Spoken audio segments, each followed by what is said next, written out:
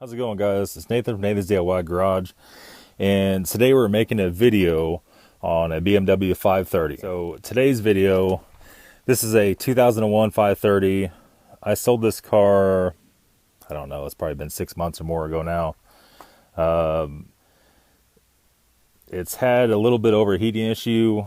A few videos ago we put a new thermostat in it, and it hasn't overheated since. But I did notice there's a little more pressure in the lines.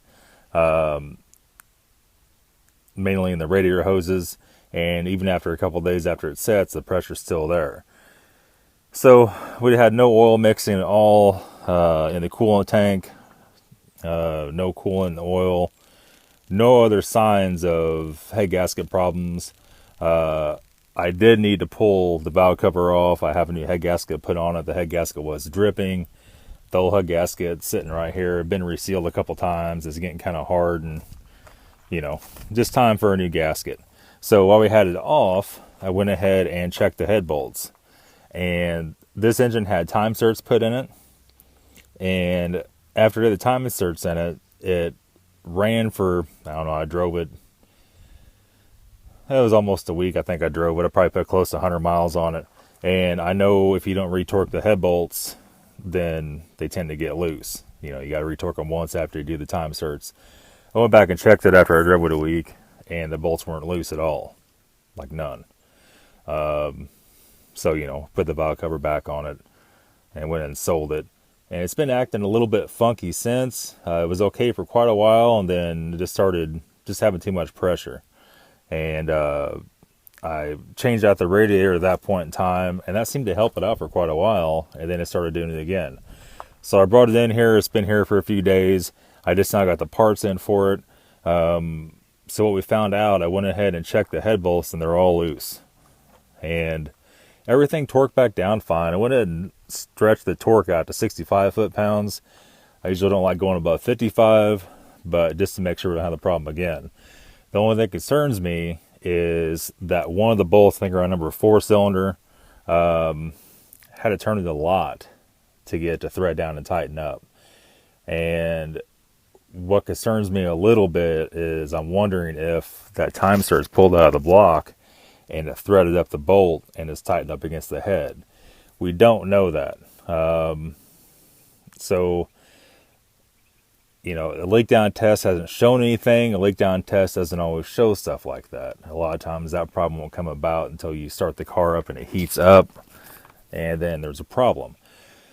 So I think we're going to do today, we're going to go and put the valve cover gasket back on, the valve cover back on, and we have a brand new gasket here. This is the China gasket. We don't have any problems with those. Usually they do pretty good. Once the gasket starts getting hard, you have to throw it away once they start getting where they're not pliable. So we're going to go ahead and reseal this. You have to use sealer on these, no matter if it's OEM or not. It just won't seal. The old plastic valve cover gasket, or valve cover itself, gets warped, and you got to use sealer on it. Okay, so what we're going to do here, we're not going to just stick it back on there because that won't work. So I'm going to show you exactly what you need to do to make sure you have a good seal. So what we're going to do here, we've already done it. We've already done some of it. Went ahead and cleaned everything up, and we used a piece of Brillo pad, or Scotch-Brite, whatever you want to call it. And we've taken a little bit of our gum out carburetor cleaner. You can use any kind of carburetor cleaner. And we just sprayed a little bit on the surface like that. And after we sprayed on the surface like that, we've taken our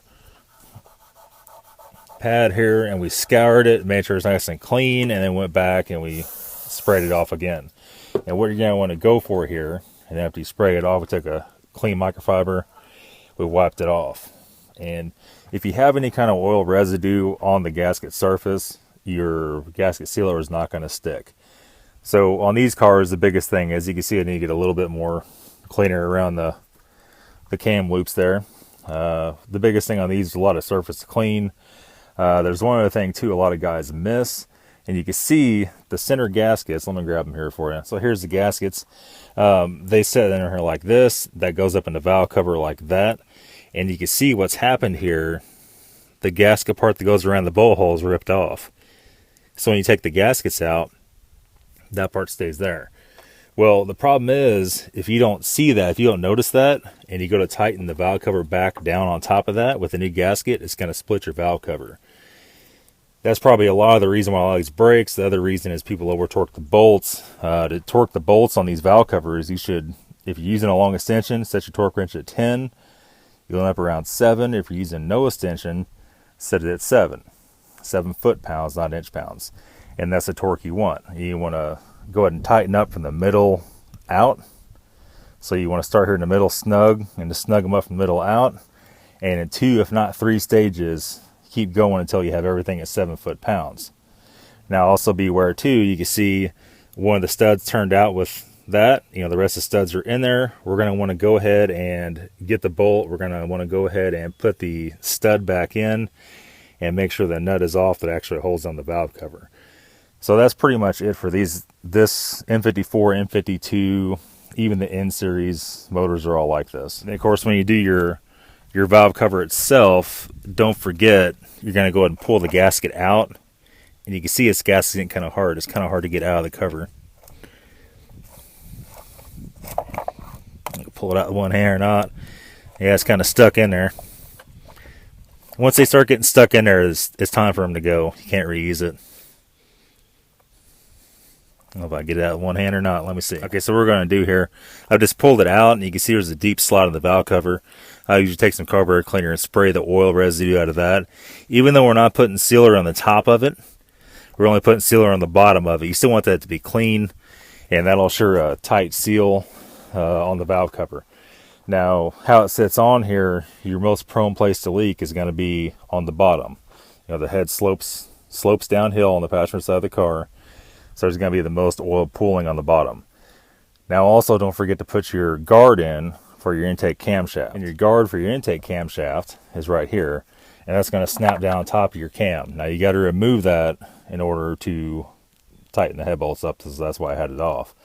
But if your car is missing this, it'll run without it, but it tends to really make the oil leak problem a lot worse, and it also tends to possibly put oil down in the tube that feeds over to the catch can. If you're running the catch can, may or may not be.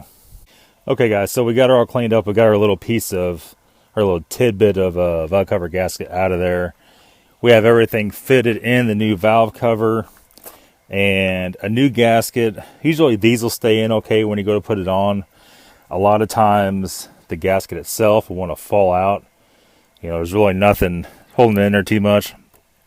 And what we're going to go ahead and do, we're going to go to each corner. We're going to put a little dab of silicone under the gasket where it goes into the valve cover, and we'll let it set up pretty good. And we'll do, you know, I don't know, maybe like one here, one there, maybe 6 spots, and that's going to hold that gasket up.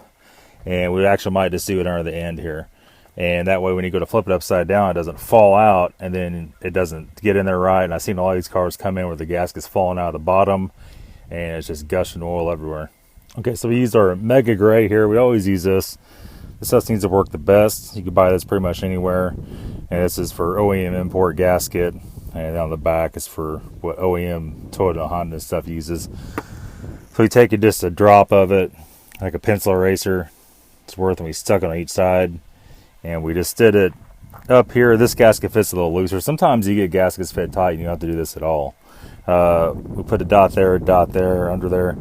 Here and here, here and here, and then there and there, and then under the 2 caps. And we even put a little bit under the middle one of these so it doesn't fall out. We don't think it will, but we don't want to find out after you cranked it all down that it fell out. Because what's going to happen if these fall out and you go to torque it down, you're going to break your valve cover. So this is not only how to reseal a valve cover, this is also how to prevent snapping your valve cover or splitting it. All right, so we're back. We have the sealer on the gasket. We let our sealer set up on the bottom of it, or per se the top of it, so the gasket's actually stuck to the valve cover. And then we basically take your finger and you go around and wipe a very thin layer on it. In the corners, you put a little bead on each side of the little cam caps. And then over here in front, of course, the same way, and just a thin line. If you take the silicone and you put a bead and squeeze it, it's going to get everywhere. It's probably going to be stuck in your vanos. It's going to be stuck in your lifters. Don't do that. I've made these videos before. Everybody's just bashed me for putting sealer on these. Guys, trust me, I do this all the time. Not maybe once I did it once, not maybe my friend told me how to do it. I do it all the time. You have to do this. It's even hard to keep them from leaking doing this. Unless you want to go out and buy a brand new valve cover that's not warped, which is about $300 plus right now, you're going to have to do this. What we're going to do right now, we're going to come in here and we're going to tuck these wires down behind there just for right now until we get the thing on there. Barely slip them all past. That way whenever you go in, you have a straight shot. And then whenever you're done and you have the valve cover back on, you go ahead and pull those back up around. You probably want to leave them like that at least until you get the bolts in it. And at the very end you can do that. Latch them all back in the valve cover and the wire holders and all that kind of stuff. So let's go ahead and set that on right now and we'll come back. Okay, so once you set the valve cover back on, before you can put any bolts in it, you want to do a few things here. First of all, you want to push down on it and make sure it's seated good. All right, once you do that, you want to go to the front here. You want to look at the cam caps and make sure that the gasket's seated in correctly. You can see a little squishing out on the corners. That's not a big deal. Go back and wipe that off later. That's where we put the blob to seal the corner of the cam. You're going to want to take your hand, you want to stick your finger down the plug hole, and you could feel the gasket. You're going to want to make sure all those are good. Make sure none of the spark plug tunnel gaskets fell out. Go to the back of it. You could use a mirror on a stick. I have one of those too. That's where I touched a little bit on the car. But you could just use your fingers also. You go back here and you can just feel of the gasket. Now, you guys, with the E46 is going to be a little more difficult to do that. You don't have all this space back there. It's damn near tight against the firewall of the car. But you can still go back there anyway and take a feel of it or use your mirror, whatever you want to do. And you go up here and just feel all around and make sure the gasket's seated in well. And make sure when you drop it on, make sure that your holes are all centered. This one is. They're ready to start putting all the nuts back on it. And we have new rubber washers for it. We'll go ahead and start doing that. Okay guys, so hopefully you can see me here. I changed microphones, it's got a little windy out. Hopefully you can hear me okay. So what we've done, we went and finger tightened, just with our fingers, all the bolts in. And we made sure that they're centered in the holes. We shifted the valve cover a little bit. And we went through and took a 1/4" drive ratchet and we went from the middle. So this middle one here, then we went up, like that, and out, worked our way out from each side from the middle. And that'll spread the gasket correctly, that'll spread the cover correctly. So on the second round with the little ratchet, we just went until, sorry I just turned the torque wrench on accident. We just went until it just comfortably stopped. We didn't push it any further, so they're just snug at this point. Now we're gonna come back with our our torque wrench, and we have a 3/8 drive torque wrench with a 6-inch extension. You have to use a deep well socket. Now, the torque spec for these is about 7 foot-pounds.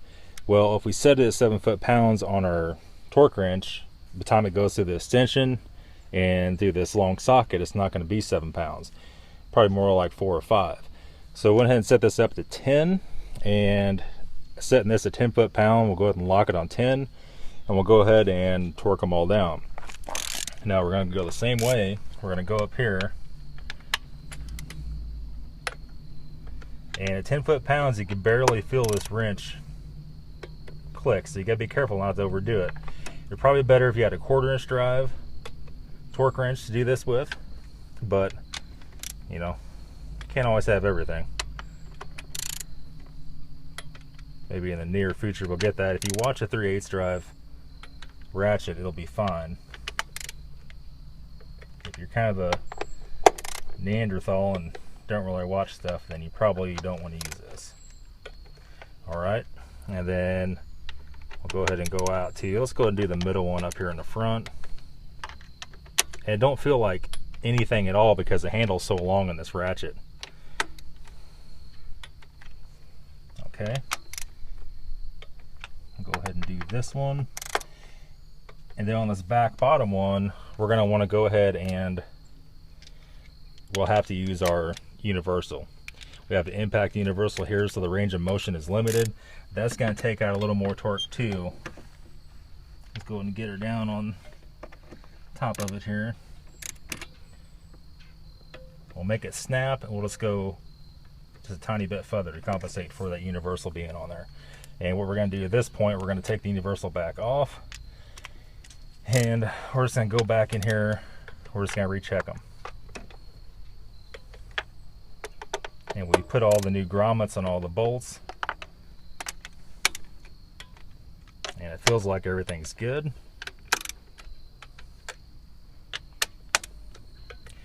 You have to have the deep well because those middle ones have a threaded part that sticks up for your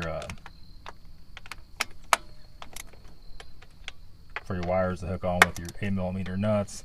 And we're pretty much good. I haven't had to push them any further. And there you go. So that's the torque procedure for the valve cover bolts. So now that the valve cover is totally installed, we're going to want to go back here. We're going to pull our wires and everything back up and clip them back in the holder. Something else you're going to want to do, if you guys don't know this, a lot of you may not know this, you're going to want to turn your torque wrench back down to 0. You never want to store a torque wrench with it turned up, even though 10 pounds isn't really enough to hurt it, but it'll eventually mess up the spring and throw off the torque. You also never want to drop this. If you ever bang this real hard on something, you can knock it out of adjustment, and you never want to use it as a breaker bar. A lot of guys do use them as a breaker bar. They turn it all the way down to 0 and do that. Hypothetically, it shouldn't hurt it, but man, why would you even want to chance it? Okay, so now we have to fix a couple more things. Now that we know the spark plug tube gaskets were leaking, we can see oil down in there. When we pull the coil packs out, they had oil on them. We're basically going to take the plugs out. The plugs are new. We're going to use an impact. You can use impact, take the plugs out. If you've been there 100,000 miles, maybe you don't want to do that. These will come out real easy, we know that. And they definitely got oil down in there. So we're going to grab our microfiber here. Nope, we didn't get it.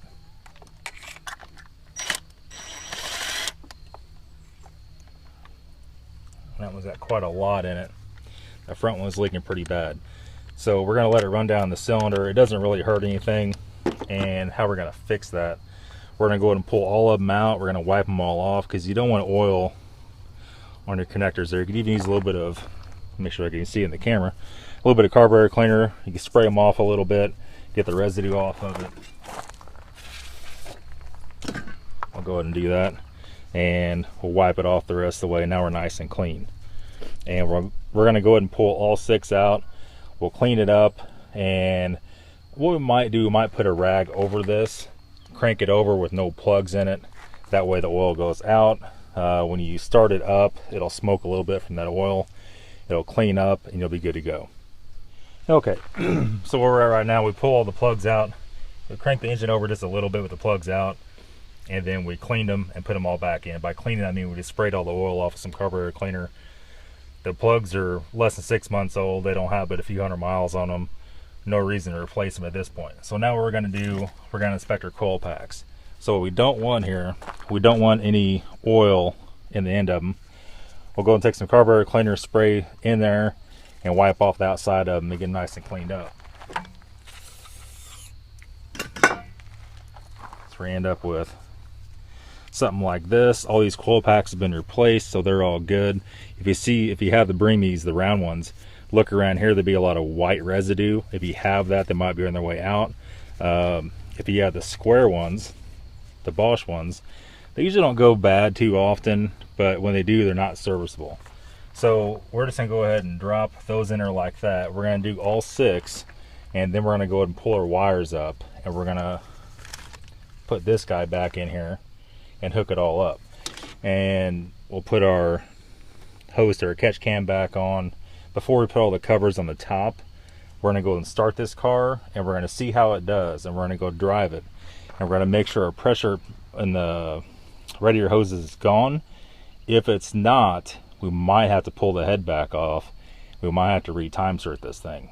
We've never had to do that yet, but the thing about this car is, this car has been overheated several times since we did the time certs.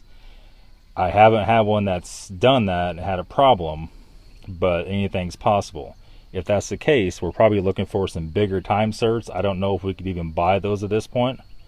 I'm sure you can. We'll just have to locate them. All right, so we're up and running. I'll stay back a little bit so you can hear me. Otherwise, the mic might cut out. It seems like it runs fine. A little bit of smoke came out, oil smoke, when we first started it from the oil run down the spark plug holes. We're just letting it idle. Temperature's doing great. I don't feel an abnormal amount of pressure in the hose. Still squeeze it fine. It's been running for probably 15, maybe almost 20 minutes. And we're just letting some of the greasy fingerprints, and there was a couple of drips on the manifold, burn off. That front O2 sensor has some oil and stuff on it. And I just went and wiped it off, and nothing else as fresh as dripping. It's just all stuff that was on it. And we're going to take it for a drive and take it out and go about 55 and maybe floor it once, and it should blow everything out of it. And we come back, we don't have any leaks, and there's no more pressure. We should be good to go. But we're going to have to scrutinally test this thing, and we're going to wait to put all the covers back on. We're going to wait to put the air box back in until we know if we're good. Because if we're not good, the head's going to come off and we got to fix it. Okay, so this went out and drove it. It drove really good, no problems at all. Just the tiniest bit of oil smoke burning off that O2 sensor. No drips, no leaks. The radiator hoses aren't overly hard. I mean, they're a little bit maybe, but nothing abnormal. So we'll let it idle for a little while. We'll turn it off. We'll let it cool off. Later on tonight, we'll check it and make sure that there's no other problems. It seems like the head bolts tightened down fine. They were just getting a little bit loose.